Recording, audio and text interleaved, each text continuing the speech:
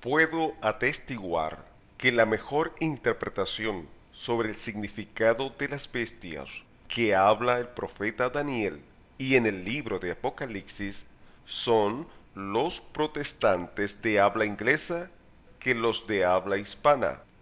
En español, quien mantiene mayor uniformidad en cuanto a criterio y lo explican con mayor claridad son los amigos testigos de Jehová. Claro que cabe señalar que esa religión se centra en temas escatológicos en su mayor parte y, por ende, vemos que en otros temas no despliegan el mismo conocimiento. Para que tengan una idea de su interpretación, le remito evidencia de lo que está escrito en un libro que ellos publican de su casa editorial titulado Apocalipsis, de fecha de edición 1988. En el capítulo 28, en la página 187, dice, abro comillas, sí, esas bestias representan reyes o potencias políticas de la tierra, cierro comillas. Y en un párrafo más adelante, en la misma página, dice, abro comillas nuevamente, por lo tanto, queda claro que para el autor de la Biblia inspirada, las potencias políticas de la tierra son bestias. Cierro comillas. El tema de las cuatro bestias que habla el profeta Daniel se halla en el capítulo 7, pero por causa del tiempo no puedo leerlo por completo, así que tocaré las cosas más relevantes para tratar de dar una explicación con el fin de tener una visión general. El capítulo 7 comienza diciendo Daniel que era una visión, un éxtasis, un arrobamiento, una revelación proveniente de Dios. En ese éxtasis ve a cuatro bestias y también recibe la interpretación de la misma. Dice en Daniel 7:17, estas cuatro grandes bestias son cuatro reyes que se levantarán en la tierra. Como puede usted apreciar en Daniel, en el verso 17 dice que las bestias son cuatro reyes. Ello podría llevarnos a suponer que son cuatro personas, porque la palabra reyes generalmente es un título adjudicado a personas, pero la mayoría de los eruditos cristianos coinciden en que esos reyes se debe interpretar como reinos, no personas. Por ejemplo, en el diccionario hebreo bíblico Moisés Chávez asegura que, cito, en Daniel 7:17 significa reinos, aunque la Reina Valera traduce también reyes. Fin de la cita. Pero yendo al contexto del relato bíblico, dice en Daniel 7:23, dijo así, la cuarta bestia será un cuarto reino en la tierra, el cual será diferente de todos los otros reinos, y a toda la tierra devorará, trillará y despedazará. En Daniel 7:23 sustituye la palabra reyes de Daniel 7:17 en la palabra reino, además del hecho que la palabra escrita en el idioma original en Daniel 7:17 es Melech, cuyo significado es príncipe, reino, rey, tirano. Y el traductor de la Reina Valera tradujo como reyes, pero viendo el contexto se ajusta es la expresión reino. Además, en el verso siguiente al 17 dice, Daniel 7:18, después recibirán el reino los santos del Altísimo y poseerán el reino hasta el siglo, eternamente y para siempre, dándonos a entender que después de los 4 reinos es que viene un reino que perdurará hasta la eternidad. Mis amigos testigos de Jehová, en el libro mencionado y misma página, dicen acertadamente, abro comillas, aceptamos todo lo que implica terión, la palabra griega para bestia, como referencia a un monstruo cruel, destructivo, temible, voraz, etc. Qué clara descripción del sangriento sistema político por el cual Satanás ha dominado a la humanidad. Cierro comillas. En este punto, no puedo menos que concordar, estar de acuerdo con los amigos testigos de Jehová. Esas 4 bestias son identificadas como imperios mundiales. Las bestias son figuras alegóricas que representan 4 imperios mundiales que dominarán el mundo y luego vendrá el reino eterno de Dios. Ahora, observe brevemente la interpretación que le dan a estas 4 bestias de manera convencional y veo de manera general que predomina este criterio. El ángel le dijo: estas 4 grandes bestias son 4 reyes que se levantarán en la tierra. La bestia semejante al león con alas de águilas representa a Babilonia. El estatua del sueño de Nabucodonosor coincide con la cabeza de oro. El león es considerado el rey de la selva. En la estatua el oro es el material más valioso. Sus alas cortadas nos recuerdan la humillación de Nabucodonosor. La segunda bestia, similar a un oso, representa al imperio medo-persa. Verla levantarse de un costado más que de otro nos recuerda que se trata de una alianza de 2 naciones. Los persas conquistaron a Media. Una característica del oso es su aplastante peso. Esto concuerda con el carácter cruel de este imperio. Los expertos creen que las 3 costillas simbolizan 3 naciones que conquistaron. Lidia en el año 546 a.C., Babilonia en el año 539 a.C. y Egipto en el año 525 a.C. Esta bestia coincide con los pechos y brazos de plata de la estatua del sueño de Nabucodonosor. La tercera bestia, semejante a un leopardo, representa al imperio griego, las 4 alas a la rapidez de este para conquistar. En apenas 10 años, Alejandro Magno dominaba toda la tierra conocida desde Europa hasta la India. Las 4 cabezas son una profecía sobre la fragmentación del imperio. A la muerte de Alejandro Magno en el año 323 a.C., el imperio fue repartido entre sus generales. Casandro tomó Grecia y Macedonia. Lisímaco gobernó Tracia y parte de Asia Menor. Seleuco, Siria, Babilonia y algunos territorios de Oriente Medio. Ptolomeo, Egipto y Palestina. Esta bestia coincide con el vientre de bronce en la estatua del sueño de Nabucodonosor.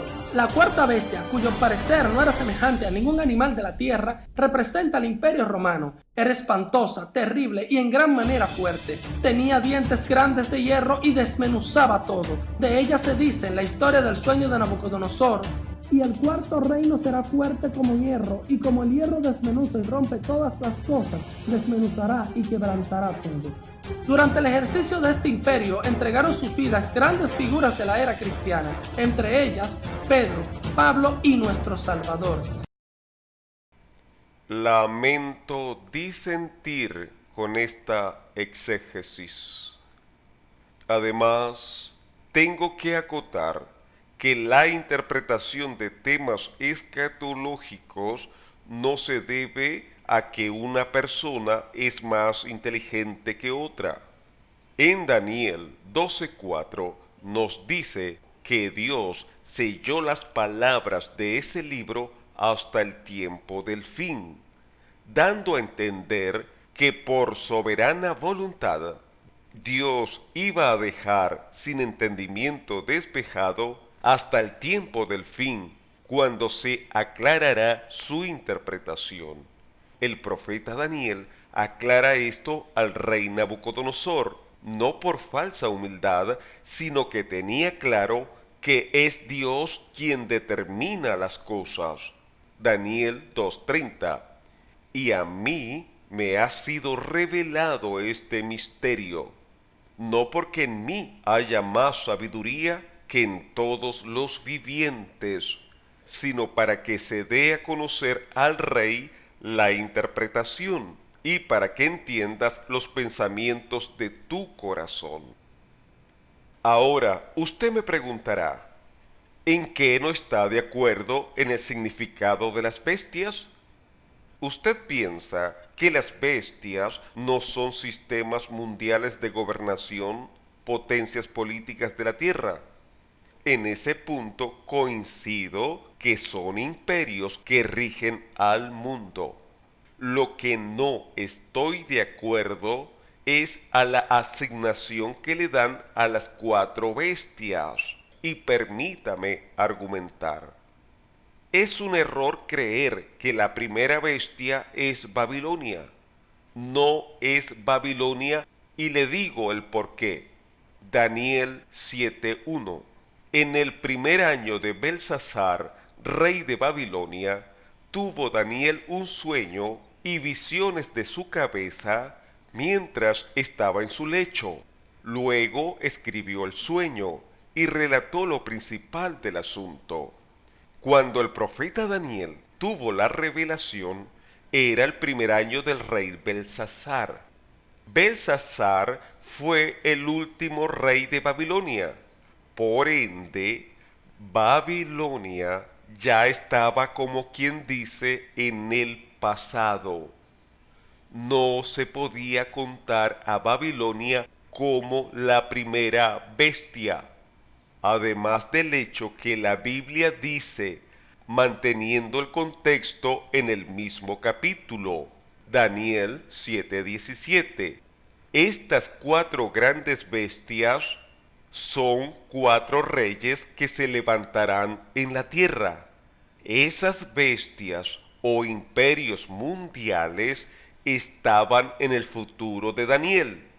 Babilonia estaba en sus últimos años. Pregunto, ¿por qué contar a Babilonia entre las cuatro bestias si no estaban en el futuro de Daniel? Pienso que llegaron a la conclusión que era Babilonia deduciéndolo de la gran imagen o estatua que vio Nabucodonosor en sueños. Eso se encuentra en el capítulo 2. La estatua estaba formada en 5 partes. La cabeza de esta imagen era de oro fino, su pecho y sus brazos de plata, su vientre y sus muslos de bronce, sus piernas de hierro, sus pies en parte de hierro y en parte de barro cocido.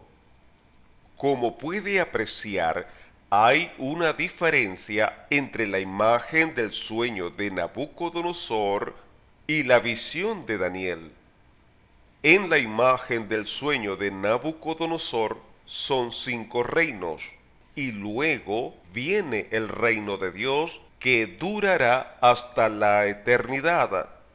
En la visión de Daniel hay 4 reinos, y luego vendrá el reino de Dios hasta la eternidad.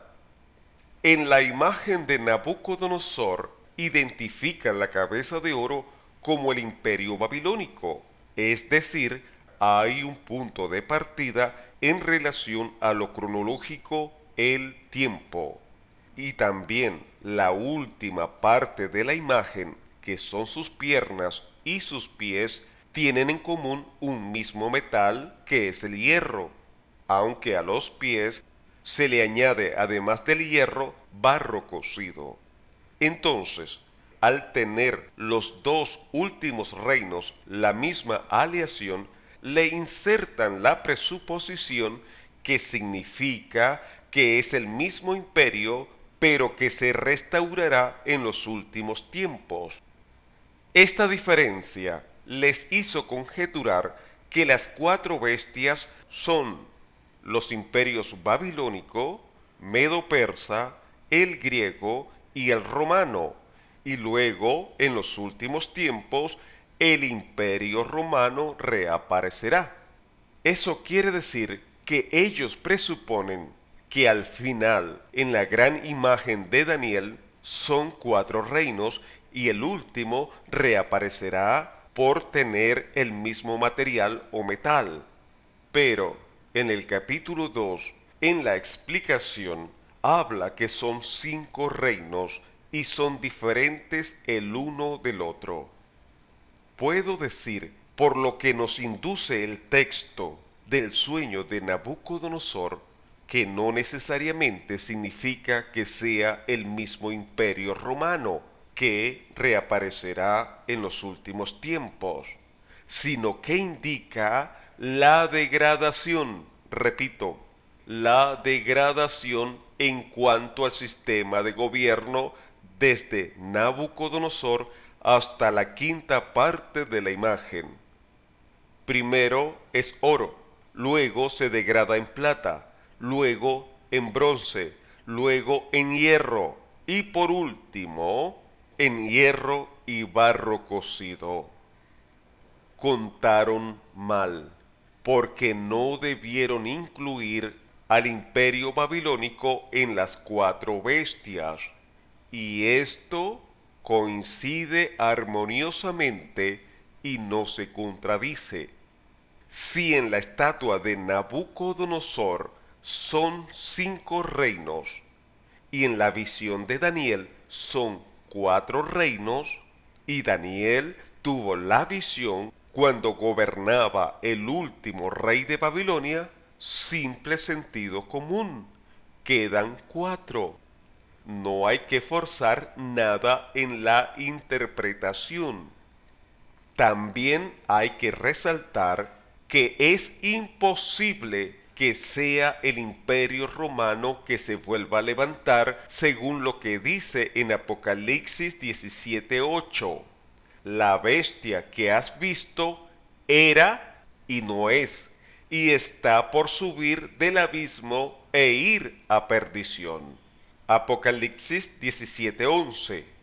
La bestia que era y no es también el octavo, y es de entre los 7 y va a la perdición. Nadie contradice que el imperio romano fue una bestia, pero el apóstol Juan dice que la última bestia de Daniel era y no es, y luego subirá del abismo futuro. Primero afirma que la bestia era.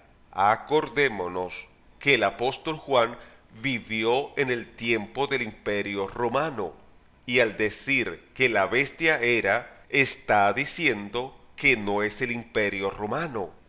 Luego dice que la bestia no es. Eso quiere decir que no es el imperio romano. Y luego dice que será futuro. Ahora, de los 5 imperios pasados es de donde sale la última bestia. Y los imperios anteriores, de manera retrospectiva al imperio romano, son el griego, el medo-persa, el babilónico, el asirio y el egipcio. Bien, si no se debe contar a Babilonia, entonces la primera bestia de la visión de Daniel del capítulo 7 es el imperio medo-persa, la segunda bestia el imperio griego, la tercera el imperio romano y la cuarta bestia. En este mensaje no la identificaremos, ya que estamos enfocados en demostrar la equivocación de haber incluido al imperio babilónico como la primera bestia y reafirmar que el significado de bestia en la profecía del capítulo 7 de Daniel representan imperios mundiales o sistemas políticos de gobernación. Es posible que usted no esté de acuerdo conmigo porque he dicho que los amigos testigos de Jehová lo explican con mayor claridad que los protestantes de habla hispana y asegurará que la iglesia protestante en su mayoría interpretan a las cuatro bestias como imperios mundiales o sistemas políticos de dominación. Estoy de acuerdo que lo interpretan así cuando leen a Daniel capítulo 7, pero cuando llegan a Apocalipsis capítulo 13 y ven a la primera bestia de ese capítulo, que es la misma cuarta bestia de la visión del profeta Daniel, dicen que es un hombre. Observe esta forma de argumentar. Muy bien, los que traigan su Biblia pueden abrirla en el libro de Apocalipsis capítulo 13 e iniciamos la conferencia El surgimiento del anticristo. El surgimiento del anticristo. Existen varios pasajes en las Sagradas Escrituras que describen la personalidad del anticristo, el cual no es una máquina, tampoco es una computadora, ni tampoco es un sistema gubernamental, sino es una persona. Podría aportar más vídeos de personas sosteniendo la misma hipótesis, que la primera bestia de Apocalipsis 13 es una persona. Pero les recuerdo que estos mensajes son hechos para la radio y tengo que tomar en cuenta al tiempo. Si es la misma cuarta bestia de Daniel 7, pregunto, ¿cómo es que en el capítulo 7 de Daniel se interpreta como un imperio mundial y aquí se interpreta que es una persona y niegan que sea un sistema político de dominación? Es por ello que digo que los amigos testigos de Jehová en este punto tienen la razón porque mantienen uniformidad en criterios. Aclaro también que los hermanos protestantes de habla inglesa, y se puede demostrar que lo dijeron mucho antes del tiempo de Charles Taze Russell, el fundador de la Organización de los Testigos de Jehová, que las bestias tanto de Daniel como de Apocalipsis son imperios mundiales. Ahora bien, como dije antes, por sostener que las bestias de Apocalipsis son personas y no sistemas de gobernación y religioso, no indica que esas personas que lo interpretan así están perdidas y no son salvas.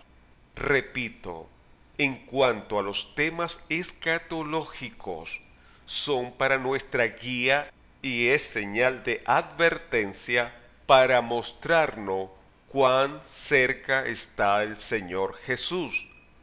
Pero lo que nos salva es reconocer y aceptar el sacrificio de Jesús como una muerte vicaria.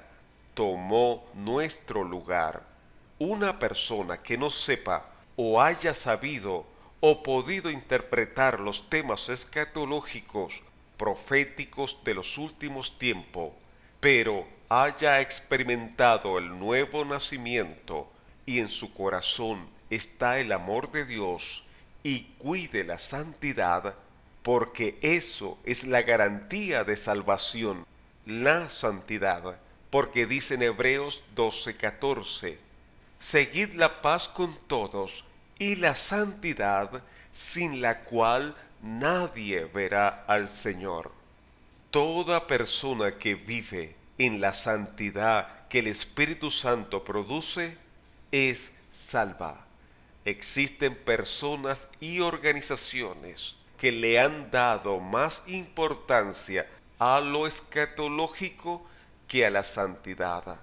Esas personas u organizaciones son como las vírgenes insensatas que dijo el Señor en una parábola. No tienen aceite. El aceite representa la santidad que nos imparte el Espíritu Santo. Se llenan de orgullo por el conocimiento adquirido y subestiman y menosprecian a aquellas personas que desconocen los temas proféticos de los últimos tiempos. El título del mensaje: las cuatro bestias de Daniel 7. ¿Y quién les habló? Su amigo Omar Duareb.